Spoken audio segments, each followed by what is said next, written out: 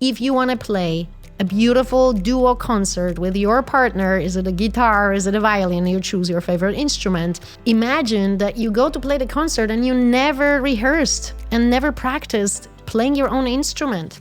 It's just not going to be a great concert to listen to, right? And we kind of have this idea when it comes to intimacy, that it just should be there, natural, and that we're born with it, and that, working on it means that, or self-pleasuring in a relationship means that your relationship is not thriving.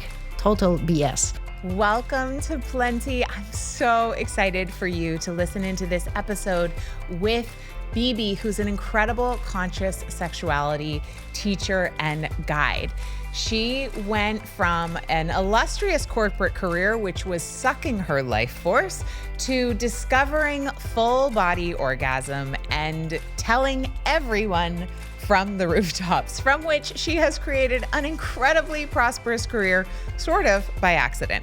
So in today's episode, you are going to hear about the erotic blueprint. You'll be able to identify which one you are. We're going to talk about resistance to pleasure, what that's about, how to move through it. Do we need to be relaxed before having pleasure, or can we use pleasure as a relaxant? Why, as mothers, our pleasure matters the most, and so much more, including Bibi's journey, where she outlines the key elements that have allowed her to create a 7-figure business doing something she absolutely loves. And some of her advice is just really not what you are hearing in the feminine energy coaching spaces. And I'm excited for you to hear about that. Bibi has spoken with audiences all over the world, from Summit to Soho House and more. And I am so excited to have her here today. Enjoy the episode. Welcome to Plenty. I'm your host, Kate Northrup, and together we are going on a journey to help you have an incredible relationship with money, time, and energy, and to have abundance on every possible level. Every week, we're going to dive in with experts and insights to help you unlock a life of plenty.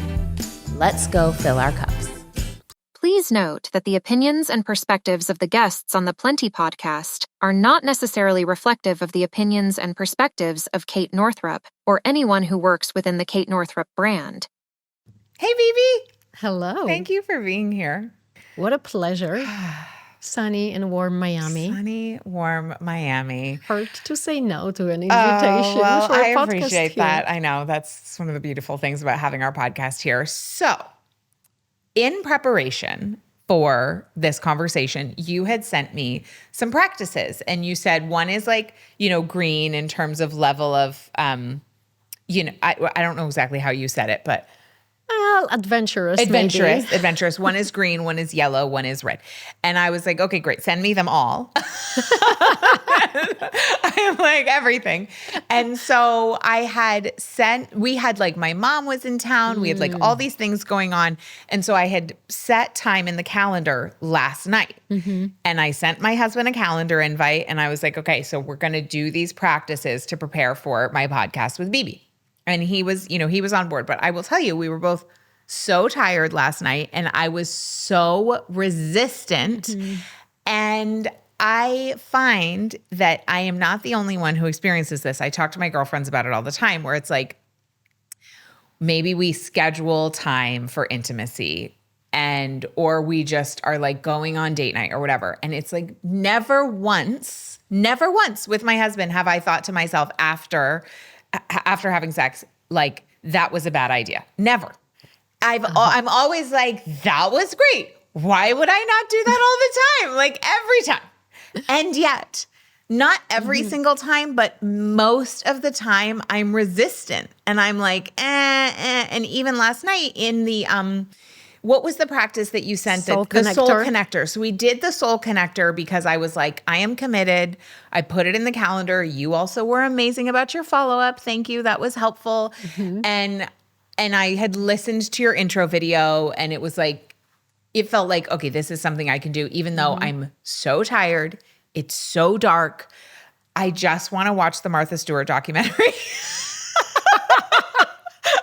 want to go offline.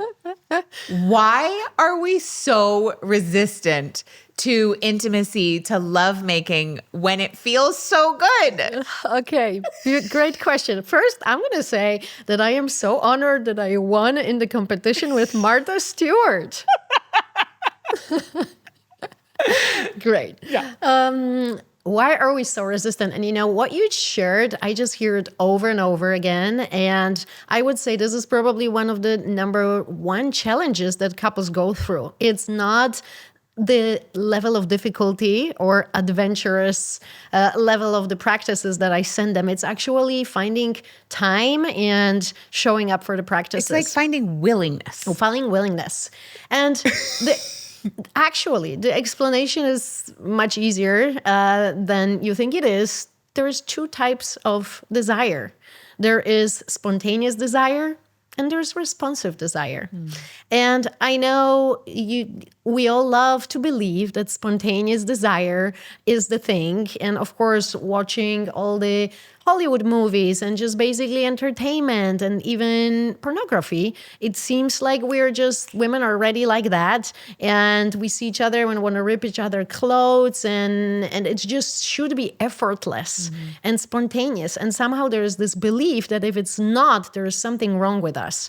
And that if we have to schedule, we lost the spark. And if we have to schedule, we're going to kill the vibe. And there is just this whole belief that spontaneous is better versus responsive. But the reality is that women experience only 15% of spontaneous desire and 85% of responsive desire. So on average, if you ask any woman, do you want to make love right now? Most of them will say no. And you really need to create an environment where you will allow that responsive desire to awaken and flourish and bloom. She needs to be in a space where she can relax. You have to put all the kids. That's why I actually love scheduling, and I also love staycation. Yeah. Because you are out of your normal environment. The kids cannot knock on the door, and you don't have all the things reminding you of your to-do lists. So yeah, you need to create a space where you can relax, and it takes us some time. And then from there, I would say we want to start with a connection. And this is something we really, really skip. This is why I love the soul connector practice, because gateway to female sexuality is her heart. And only when she feels connected to her partner, when her heart opens, then she's ready to open her yoni and open her body and receive the partner inside. And because we are so tired and because we're always in a hurry, we skip this step. Yeah. So it's kind of, it isn't really that surprising that most of the time you don't feel like this. And let's be honest, I think, the busyness and the hustle, this is the real epidemic of our society. And we just got so used to accepting that this is normal and this is cool if you are so busy.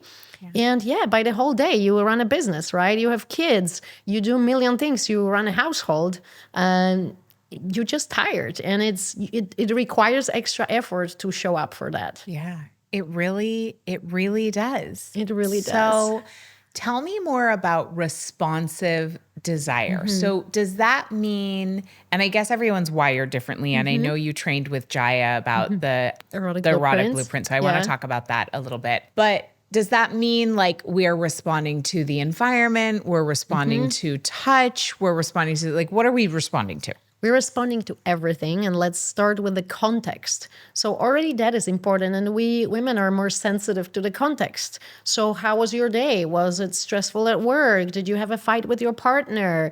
Are the kids maybe not doing well and, or gave you problems at school, whatever it is, right? That already will influence how we feel about intimacy, right? It will either increase or decrease our desire to connect.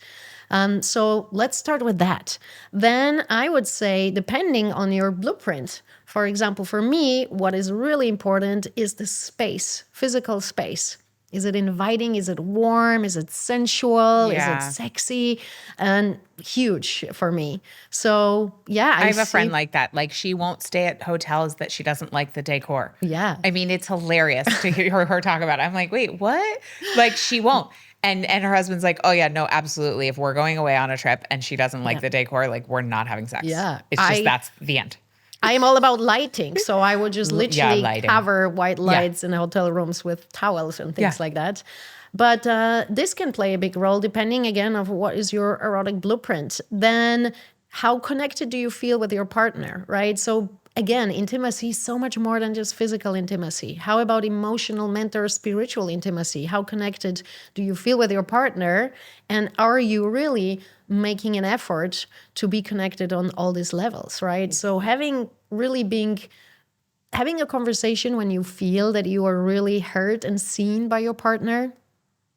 Another thing, emotional intimacy. Like, are you really being vulnerable? Are you being honest? Like, hey, I had a hard day and I am tired and I'm resisting, but I'm going to show up anyway because it's important for me. But I want you to know, if I am not overly responsive and excited, please don't take it personal. This is what I am bringing to the table, to the practice today, right? So vulnerability and emotional connection, so important. And let's be honest, especially in a long-term partnerships, couples just, take it for granted and skip those steps and go straight into the physical intimacy. And that is a no. And then foreplay and touch. And here again, it will be so different. And that's why I love Jaya's work, because depending on your blueprint, you will desire different type of a foreplay, right? If you're kinky, maybe you want some dirty talk and hear from what your partner is yearning and what he's going to do with you when you're finally together. If you're sensual like me, I want soft and gentle touch and caressing and so on and so on. So all that together really plays a role. So you see how many things before we even get into lovemaking can happen to really open up and activate that responsive desire. So you really, by the time that you are physical with your partner, you're really a full hell yes, and you're yearning for your partner. Yeah. Yeah. What about the pieces that Esther Perel talks about with cultivating eroticism and needing actually some sort of risk and Separation distance and separation? Because when you talk about feeling connected to your partner, I was just wondering about the corollary to that. So not that, risk and separation is the same thing as disconnection, but sometimes emotional closeness can put out the spark, don't you think? Yeah, it can, yes, but then we can play with other elements. So again, it is a fine line, and we are dancing on it. But when I work with couples, I like sometimes to propose separate bedrooms. I don't know. Do you guys have separate bedrooms? Not everyone have the option to have separate bedrooms. The bed in our bedroom is like the greatest bed on the planet. And every night when we both get in bed, we're like, oh my God, this is the best moment of the day. It's like this special order Canadian organic mattress. It was like, anyway. So if we were to be in separate bedrooms, one of us would be really getting the short end of the stick as it relates to the bed itself. But when we have slept in separate bedrooms because we had new babies, or there were various reasons for various times, like I'm into that idea. Yeah. Theoretically. Yeah. I actually practiced it in my last relationship last year, and in another relationship where the partner wanted to leave separately, and then we would, of course, meet. It's not like you always sleep separately, but there is something to it that when you come together, it's special. Yeah. And you make an effort, and you are looking forward to it. And I remember last year when I was practicing it with my partner, he was like, oh my God, like in the morning, I just couldn't wait for you to come over. And I was just aroused immediately. And there was this tension, and there was this juiciness, and that erotic energy was really palpable just because of that. And another one, okay, so if not separate bedroom, I'm going to give you another nice little tip that I love to practice myself. And it is the art of almost kissing. So when you, for example, don't see your partner for a while and you come together again, can you stay, I don't know, maybe 24 hours or maybe a few days without kissing? You're allowed to do what, again, I call the art of almost kissing, which is just getting close and smelling each other and gentle like touch of the lips, but you're still not allowed to kiss. And I, again, practiced it last year with a partner. And actually now I practice with, well, all the partners. Great when you start dating. Yeah. But also long-term couples that I work with, and when we implement that, they all share they were able to bring the excitement and the depth and the juiciness of those first kisses when they started dating. That's cool.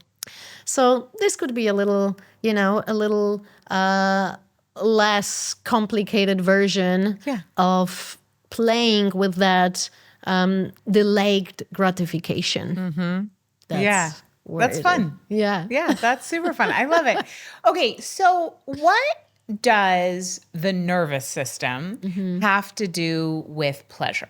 That's a good question, because I guess you can answer it from a different perspective. For me, and again, I think what we can look here is also erotic blueprint, and different people will be wired differently. Let's take an example of kinky. For them, what can be really arousing is being denied pleasure, or being, again, like, for example, with the art of almost kissing. No, you cannot kiss yet. You have to wait for a permission. Or I'm only going to give you pleasure when you're going to behave well. And this type of psychological games, etc. Right? So this could be one way to look at that. For another person like me, which I'm more sensual, I want to warm into pleasure, and I want to swim in pleasure, and I want to indulge into pleasure through all the senses. And I love everything from sound, huge for me, to smell and the lighting. And I like the fluffy things like this here.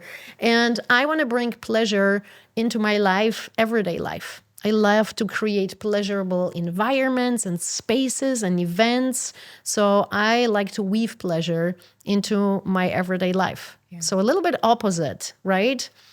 So I think, we really want to explore different possibilities and don't just sign up for one idea what it can be.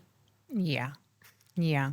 And how important is it to feel relaxed before we go into lovemaking versus the lovemaking actually providing the relaxation? Because it feels a bit chicken and the egg. Yes. For me, sometimes. Yeah. And you know what? I'm actually going to get I'm going to add one more answer, one more part to the answer about pleasure.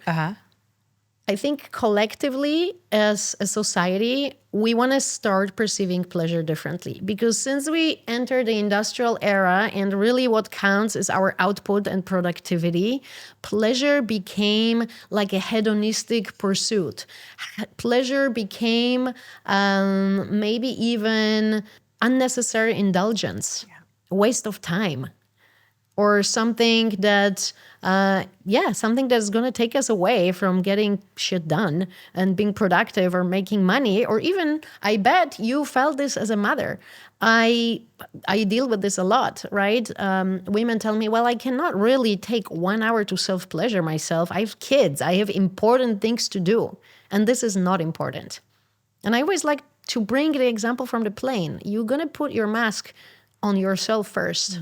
In order to be able to care for others. Well, and what we know from the data is actually that the mother's emotional well-being is the most important factor in a child's healthy development. Absolutely. And not to put pressure. So also, moms, please hear me and also say that's not yet another reason to put pressure and stress on yourself. Yeah. What I'm saying is it's okay your for you to happiness matters actually more than any other factor of a child's well-being. And that is, I think, all the evidence we need Yeah. to pour into going on a girlfriend's trip, going to get a massage, self-pleasuring, reading a book. Yep. You know, one of my favorite ones, my friend, when her kid was little, she would be like, we're going to play boat.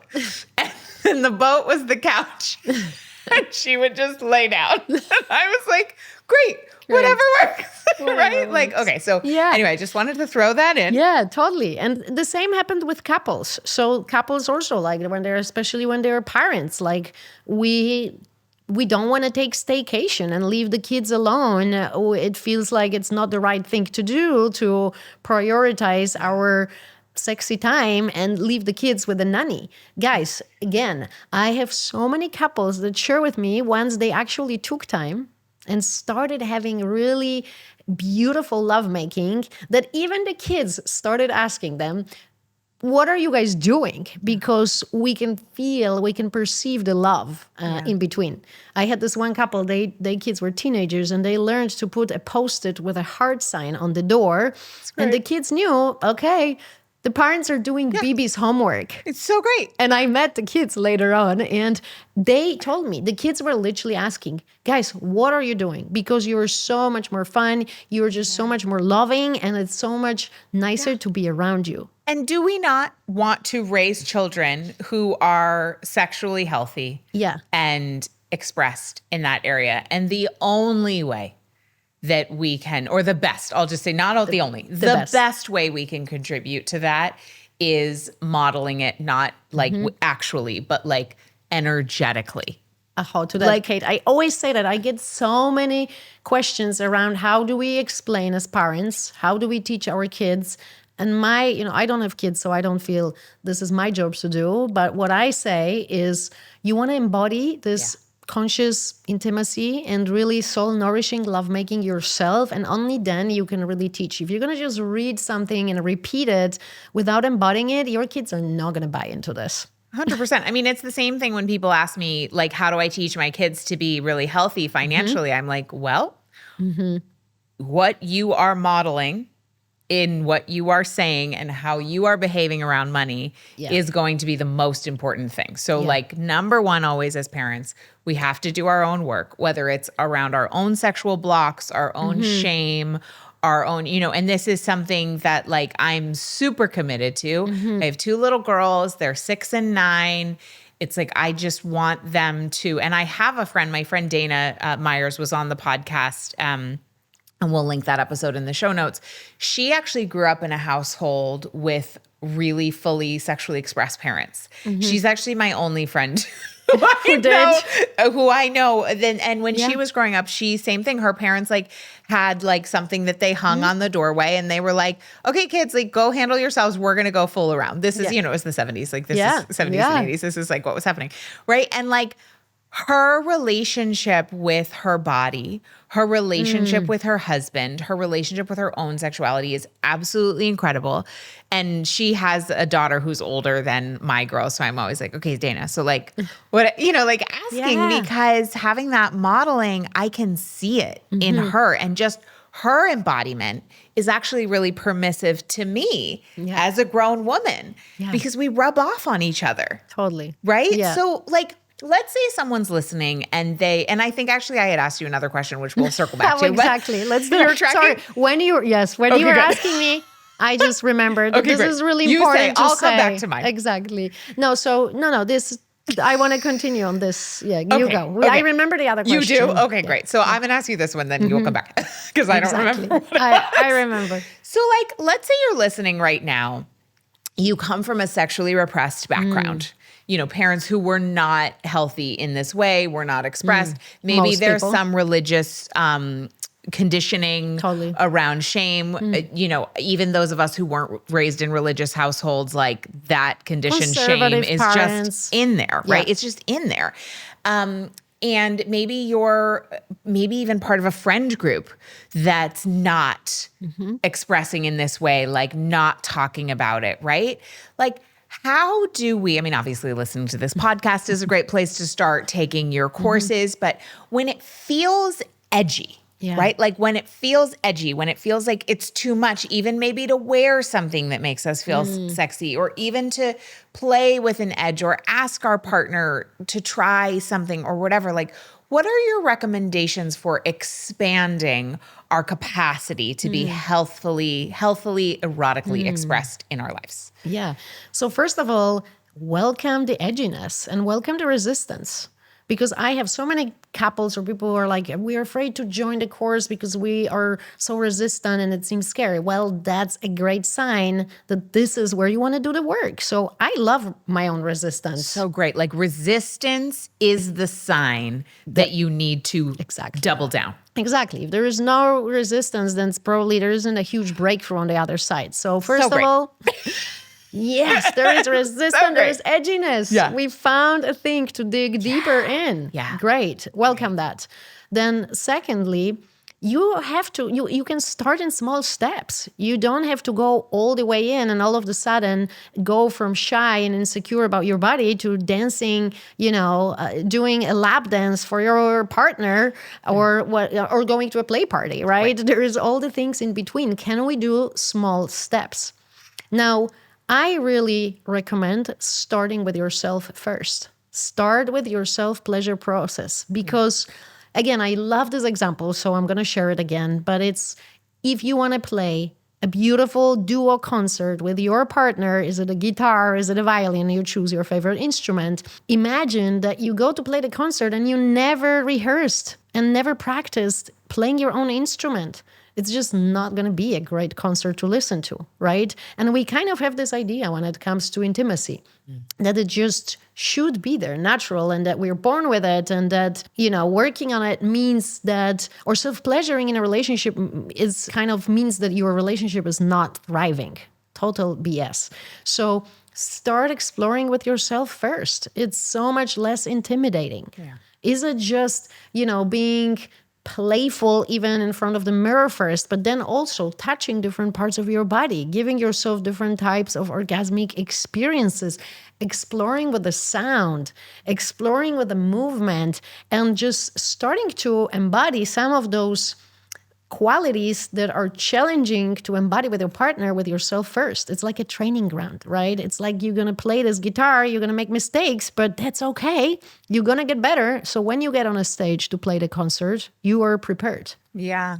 So to me, being prepared is one of the things that I use when I go on stage or when I give an important lecture or whatever it is, right? We're stressed, we're on the edge.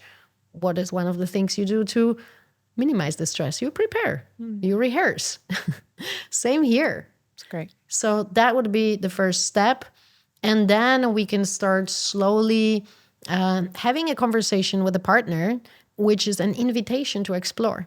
And I feel like we're in one of the most important moments in the history when it comes to conscious sexuality.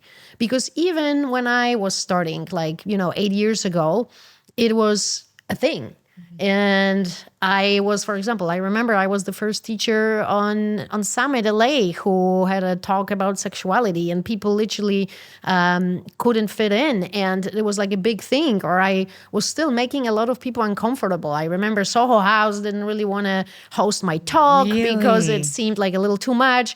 Now, even last year or 2 years or 3 years has been a huge change. Yeah. Look at the number of podcasts, events, conscious play parties, books that are coming out, teachers that are out there, right? It's becoming a thing. It's the first time in the history we have access to all this information, courses, practices, wisdom. Guys, let's use that. So next, again, slowly introducing a book or a podcast and just picking few things before you dive deeper, right? So these are already some first steps. You don't want to overwhelm your nervous system. You probably don't want to end up going to, a play party as a first experience because that might be too much. And then you're going to get discouraged. So take steps. That's great. Yeah. Okay. Do you remember what I asked you before? Yeah. Great. Because I don't. You asked, what is it's a bit of a chicken and egg situation. Oh, yes. Do we need to be relaxed before we have pleasure, or can we use pleasure to relax? And my answer will be the same as what is first, the chicken or the egg. It goes both ways, right? So relaxation is really important. And I feel we underestimate that. Because truly, the more relaxed we are, the more receptive to pleasure. So when I do like deep dive in-person sessions, either with men or women alone or with couples, we really take a long time to do all the things that help us relax. And then by the time maybe like an hour, 2 hours in, when they are already fully relaxed, and I start to touch them with the feather just on the ear, so many people already have an orgasm there. Wow. Where I gently pass through the neck or even touch an ankle, they start to shake and they start to feel, pleasure waves being just moving through their body. And there's just so little needed. No one needs jackhammering if we are truly relaxed. Thank you for that. It can be a touch of a feather. Yeah. And you know what's so funny? I have so many men who really go into the orgasms. I share a lot about this. I love orgasms, okay? And yeah, I touch them with a feather and they have orgasms and they're like, wow, this is so real. cool. This is shocking. Did you see that movie about the guy who was a paraplegic and he had this caregiver? It was based on a true story, but then they made a fictional version of it, and his whole body didn't really work anymore other than his head. And the man, his caregiver for a fun night, hired actually sex workers and to come in and give him orgasms. Yes! And it's Oh my actually this God, incredible scene. So I don't remember what it's called, but see it. we'll find it. We'll put it in the show notes, and it's a great movie for you. Please. Yeah. Beautiful. So I see this over and over again, how surprised people are, how much sensitivity there is when they are relaxed. So it's actually the same with our yonis, right? There's this idea that our yoni should be tight, right? The same thing. Your yoni should be flexible, should be actually relaxed and open. And then we can explore, then we can experience so much more pleasure. So the same goes for the body as well. The more relaxed we are, the more sensitive and receptive to pleasure. The more tense we are, the most receptive to pain or numbness, right? 100%. Yes. But the opposite is also true. And pleasure can be really soothing to our nervous system, right? Yeah. We know that. So again, I love especially like long lovemaking sessions, like 2-3 hours long. And then I just become more open and more surrendered and more receptive to magic and cosmic, divine, epic, however you want to call them, orgasmic experiences. And yeah, the more I make love, the more I relax. And it's so beautiful to see in our yonis. And I feel like I can be penetrated deeper and deeper, and there is no pain whatsoever. And there's more and more pleasure that I am receptive to, especially, let's say, in the cervix. So the opposite is also true. Yeah. It's so good. And I feel that we are not using pleasure and love making enough to actually soothe our nervous system. So this is what I'm going to add, Kate. And we're going to come back to what you shared at the beginning, right? You're tired, you had a hard day, you're stressed. And then people are like, no, we're not going to be intimate because that means there needs to be penetration, there needs to be an orgasm, there needs to be jackrabbiting and performance, and we need to get to an orgasm, and it all seems like it's a lot, and it's actually a lot of work. But what we don't understand, there's so many different ways of being intimate, and it can be more sensual, it can be lighter, it can be slower, more yin kind of type of pleasure and intimacy. And that can actually help you relax. And if you bring breath, if you bring meditative focus, if you bring all the tools that we use in conscious sexuality, you're essentially going to feel like after a yoga class. Yeah. Right? So you can also use pleasure to really come into those beautiful states of relaxation and presence. And yeah, for those who are really busy and are already thinking, how are we going to do this? You can kill 2 birds with 1 stone. Spirituality and sexuality. You can have your meditation practice, totally, at the your same time. breathwork practice, and your connection with your partner. And nervous system regulation. And nervous system regulation. 100%. At the same time. I would also add, and I think you would too, that can also be a manifesting practice. Oh, yes. You know, totally. right? Because our life force energy, our erotic energy is the most magnetic force, I think, on the Absolutely. planet, right? Like Yes. the animating energy of life itself. So I'm curious for you, I know that you grew up in a really intense situation, you know, politically in Poland, and you were not around prosperity in the way you are now. And I would love to know about your experience with the creating the life you have created, which is really different than what I understand where you started with. Yeah. Oh my God. I love that. We're going to dive deep into this. So, yeah, I grew up in communism, and it was definitely a scarcity mindset. I remember my parents lining up for meat, sugar, bread at 4 a.m. and, you know, taking turns with neighbors and things like that. And I haven't seen bananas or sneakers till I was like, I don't know, 10 years old.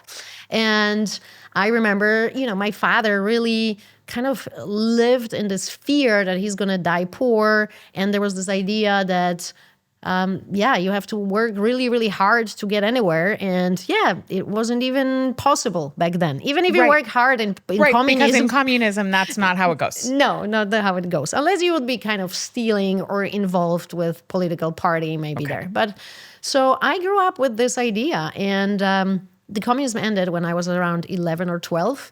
And then when I was 17, 18, I needed to make a choice. We don't have MBA system. We go to the university. So I needed to choose, what am I going to study?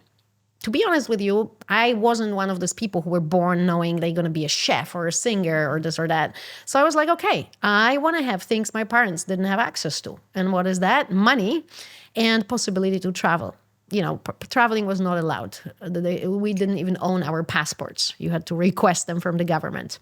So what am I going to study? Well, finance and banking seemed like a great idea. There was this best university in Poland. I knew I could get a scholarship abroad. I knew that people would work in McKinsey or all the big five. And that was like a dream. So I passed all the exams. I was one of the best students. And it was interesting. I never really learned how to be entrepreneurial. I learned how to pass the tests really well, how to be street smart, how to apply to the big companies, how to write a CV so I get accepted. And I was really exceptionally good in all of this. And I worked in KPMG and Ernst & Young and some of the others, Citibank. And it was so freaking soul draining. And yet I was so trained to just work for someone that the idea of leaving this corporate structure and a regular paycheck was, you know, so threatening to me. I would just never take this step. Even though I never liked what I did, I felt like my soul was sucked. I did earn a lot of money. I did travel the world with all these companies. I lived in several different countries, but I was slowly dying on the inside. And it took a real hit when my company moved me to Brazil, São Paulo. I hated everything about it. The place, my job position there, and I completely lost my mojo. I was this close from depression and hated everything, hated life. And this was finally a push strong enough for me to quit. And it wasn't until I actually dated a very interesting partner who was an entrepreneur who was able to really rewire me and say, Bibi, you are smart. You are a fast learner. You speak 6 languages. Wow. You are beautiful. You're sporty. You are resilient, strong, healthy, creative. You have everything it takes to succeed and even become a millionaire. Yeah. And I remember that scene, a millionaire. Like, I'm trying to figure out how I'm going to earn $2,000 a month now that I don't have this, paycheck. And it was so far away. It seemed so unattainable. I tried all of different things that didn't work. And then I got into my self-discovery journey, and I came across Conscious Sexuality. I had my sexual awakening, first full body orgasm, and I was fascinated by it. And I naturally started to share this journey with everyone I met. And that was the beginning, because people were like, I like what you're saying. I never heard this perspective. I am curious to know more. I want to know more. And that's where I started to train myself and give coaching, etc. But I still did not believe. So now I believe, okay, I can be possibly an entrepreneur, but this spiritual stuff, it's never going to make me enough money to survive. And wait a second, teaching women are never going to have money to pay for anything. Watch, because it's actually the other way around. 100%. Yes. So the great wealth transfer I know. is afoot. So you see, we were just trained to kind of stay small. You know, I was never trained, even in a best finance school, how to be an entrepreneur. Then I didn't believe that me as a woman, I can earn great money. Then I didn't believe that doing spiritual stuff and doing good and actually, you know, helping people could bring me financial success. And here I am, being in the most financially abundant moment of my life.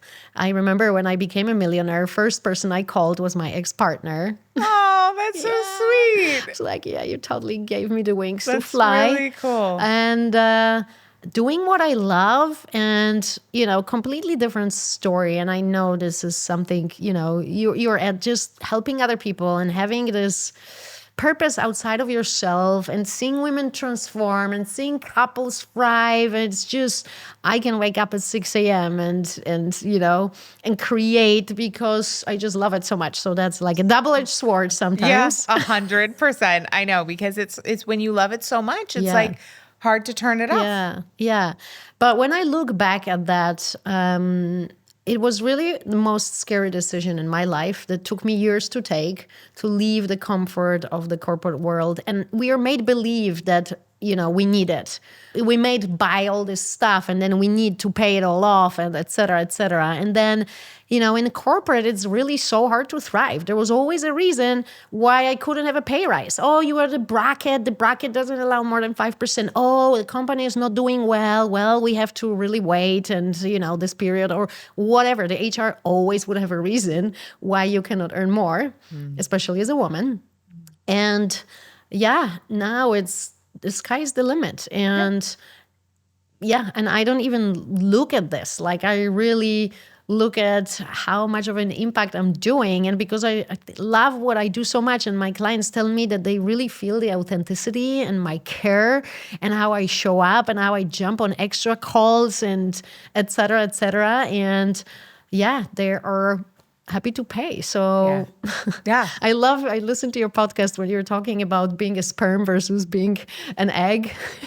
I definitely was a sperm in the old time, and chasing and grabbing and forcing and tensing about the whole situation. And then now I'm much more of an egg. So and good. Well, and it sounded like you said, you know, you've built this thriving business without setting particular financial goals. It's not like you said, okay, this is going to be my 7-figure year, and now I'm going to do XYZ thing to get there, right? Which is like a wonderful way to go. Like, I'm not saying that way's bad, that more linear masculine approach. But what do you think you have already spoken to? You do something you love. You do something you are obviously called to do. You're so deeply rooted in service. So I think like those are clear. Is there anything else you would add that you think has contributed to your ability to create this incredible life, incredible abundance, you know, that so many people dream of? And maybe that for was people not who don't know for me, you. Exactly. When people, you know, I am living the moment that I was dreaming of when I was in the corporate world. I was dreaming to find my passion that would also give me money, and that I can do this for a living and travel the world sharing my talent. And now it's just, you know, the summer I've been traveling every 3 weeks, invited and paid to go to beautiful Concious festival and events to share my magic. And I was like, wow, I was dreaming of that. So good. Right? So I want to say one thing. It's not just from manifesting, and it's not just from sitting, being radiant and self-pleasuring. That helps, but it's not like that. I also work hard. And what I took away from my corporate life is being well organized, being disciplined, being on point with what I do. I have all the skills of planning and organizing and writing a good email and et cetera, et cetera. But it really, really helps. So having that business background helps. Yeah. And now that I am living with my dad temporarily, he's like, wow. My dad is like, you really work hard. And I see your commitment and devotion and attention to details. And I understand why you're so successful right now.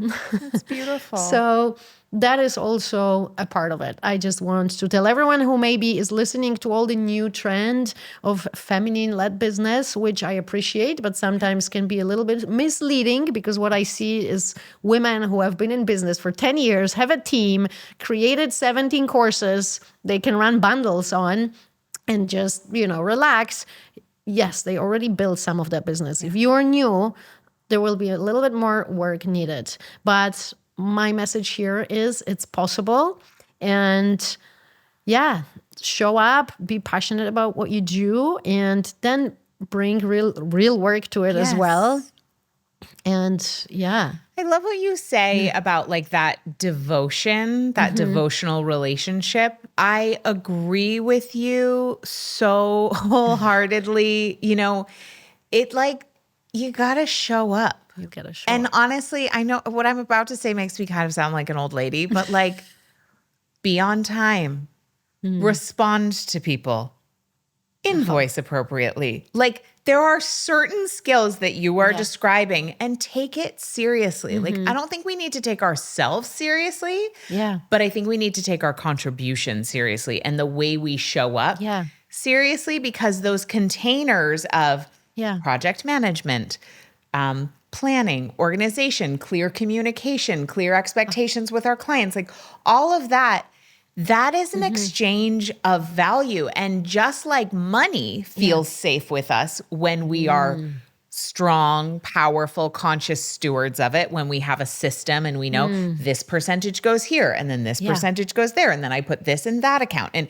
like when we know those things, money shows up more because it feels safe with us. Same thing with our clients, right? If I have a beautiful intake experience with you and you show up on time and the communication is easy and clear, it's going to be easier to sign up more clients, right? Totally. Yeah. And Kate, it seems so obvious. And I was, where I was usually the people that I study with or work with, the level of you or Layla Martin, etc., where the service is amazing, where everyone is responsive. And now last few months I spent in Poland and I had a bacterial infection and I went to a couple of doctors and there was like really zero facts given. We had to find an accountant who just never responds to messages. And I was just observing this. Wow, you work in services to all these people, you take care of people, and you really don't give a damn. And I maybe took for granted the fact how I show up, and I thought everyone does that. But this was a bit of a reality check. No, actually, most people don't do that. Most people don't show up. They don't. And I think it's so important that you're bringing this level of professionalism and care to a field that honestly, I've had some really uncomfortable and I would actually even use the word traumatic experiences with people who teach conscious sexuality.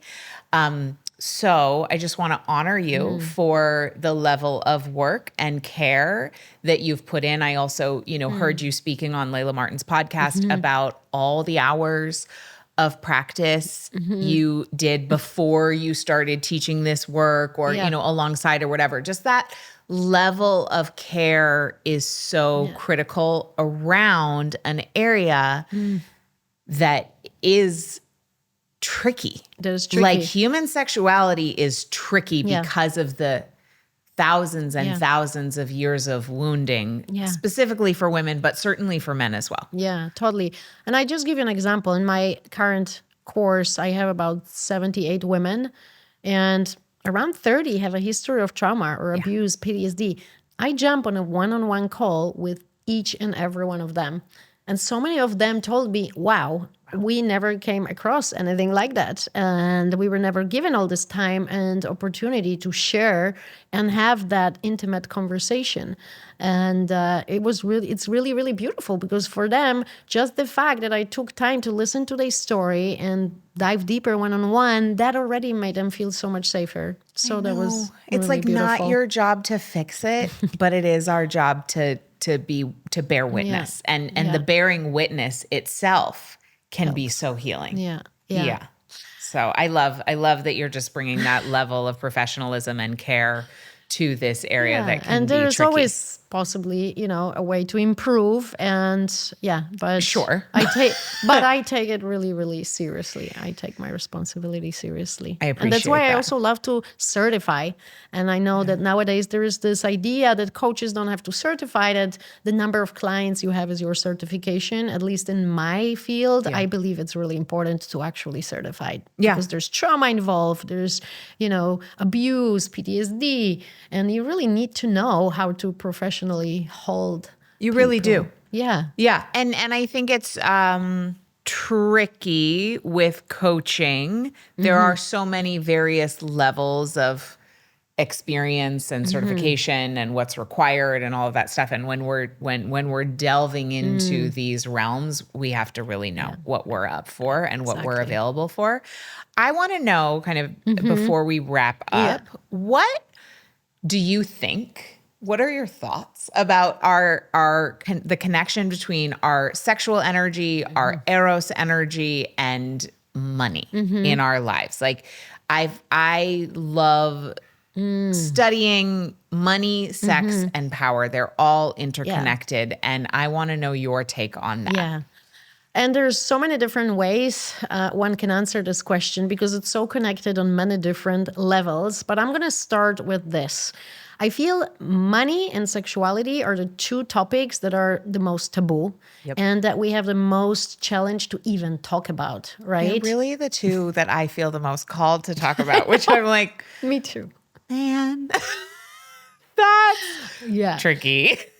So what I observe, and it was fascinating, working with thousands of women, what is happening when they're able to tackle some of those challenges in the bedroom, and they are able to discover their desires and start really believing they're worthy of pleasure and orgasm. They are able to learn how to voice those desires and ask for what they want, and then also say no and hold to their boundaries. When they can exercise all that in such an uncomfortable area that is the bedroom, that then translates to the boardroom. Cool. And women are then able to ask for a pay rise. I have that woman who was like, you know what? Now I feel so empowered. I went to a partner in the law firm and I was like, I want to work less and earn more. And they were like, we never had such a deal in this company. And she says, yes, but I'm worth it. And she got it. Amazing. And I can tell you endless stories like this, but it's just so beautiful to see how we do anything is how we do everything. When we exercise all those things that we women have especially challenged with, like voicing our desires, holding on to our boundaries, asking for what we want, being comfortable saying, what we really think about stuff, right? Then we apply the same confidence and clarity to the topics related around money. And I never at the beginning advertised this in my course, but I just saw it happening more and more. That's and so women cool. were getting bigger deals, pay rises, and they also started to become the same way. I am worthy of orgasms. I'm worthy of pleasure. I'm worthy of a longer foreplay. I'm worthy of my partner's presence. And therefore, I am also worthy of more money. Yeah. I am worthy of being paid well by the client, right? Or a pay rise. Mm-hmm. So this is one way we can look at that. I love that so much. I love it so much. Yeah. It's really beautiful. In the, in recovery rooms, there's a phrase which is polish over here, shine over there. Love that. Yeah. Yeah. So, and then there are also different ways, like you mentioned a little bit manifesting and sex magic. Yes. So orgasmic states are the higher frequency states. And that's really where we go into non-ordinary states of consciousness, right? Where the ego dissolves, time stops, etc., etc. And we are kind of connected to that frequency of creation, frequency of the universe. And then we can use that to manifest abundance and pay rises. And I also witnessed that women were manifesting jobs that they, really desired, and literally being called out of the blue next day and proposed a job they wouldn't even think of before. And like, wow, this is such a great opportunity. So that's another avenue we can follow. So cool. Yeah. Amazing. Okay. This has been so fun. I have one more question that's personal. So, Yes, just one. In my probably mid-20s, I started having this experience when I would orgasm that I would shake. Like it was like this like shaking sort of in my core. And if I relax and just let it go, it literally could just go on forever. I had the same experience after giving birth to both of my babies, and I've had the same experience with both of my psilocybin journeys. Yeah. And now sometimes when I just like go to the osteopath, he like put his hand to adjust me, and I can feel that shaking start to possibly happen. There are times when I'm like, this doesn't feel like appropriate. So I just like at the osteopath, I'm like, maybe I don't want to be shaking on his table because he is trying to just like put my hip back in the socket. So I just want to know more about that and what is that? And like I even like this morning I went to acupuncture. And I was laying there thinking about our interview today with all the needles in, and just even bringing it to mind can have that energy start happening. So like, what is it? What should I do with it? I want to know. You are experiencing full-on energy orgasms. And okay, so that's what you would call that. Absolutely. Okay. So the sexual energy just moving, and it's so beautiful because really once you awaken it once, it kind of remains turned on. Yeah. And then it just starts to happen first. And the more you become accustomed to it, the more you practice it, you kind of realize that you can really command energy. And I do the same thing. I can just have an intention of the energy moving, and it's moving, right? And that involuntary, especially it starts with the abdomen contraction, and then kind of rhythmic pelvic floor shaking. They actually have a name, and it's called kriyas often. And they were described in the Taoist tradition, and in the yogic tradition as well. So really when the energy is moving, and even Osho talked about it, right? If you look at the Kundalini Osho meditation, he described, he was fascinated by the question of coming back to chicken and an egg. Yeah. What is first, the energy moving and then we shake, or can we shake and help the energy to move? And that's why his Kundalini meditation starts with the shaking to help. Oh, so you just do that consciously instead of it just happening. Exactly. You make it happen, and then it's honestly like, I don't know if you've ever gone to a laughter yoga class. I've done to a laughter class, where you just like start to fake laugh, and then before you know it, you're just like completely in fits of giggles for no reason. Exactly.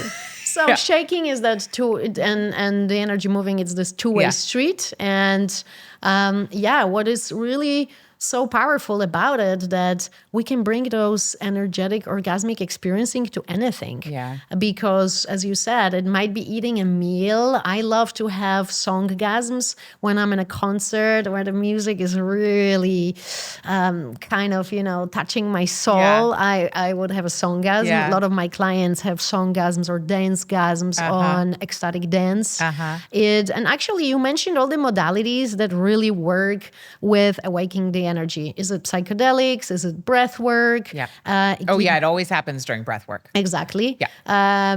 Then dance, movement, massage, acupuncture, where we activate the meridians, right? Another one could be Kundalini activation process or Kundalini yoga, lovemaking, of course, actually giving birth. The similar mechanism is kind of turned on when we have cervical orgasm. Yeah, it's like Yeah. I mean, it doesn't feel the same as giving birth exactly, but there is this physical sensation of like my body contracting on its own without me having a cognitive directive to do that. Yeah.